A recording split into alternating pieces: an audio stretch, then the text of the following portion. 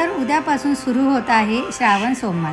प्रत्येक सोमवारी महादेवाच्या शिवलिंगावर कोणते धान्य व ते का अर्पण करायचे हे तुम्हाला माहिती आहे का?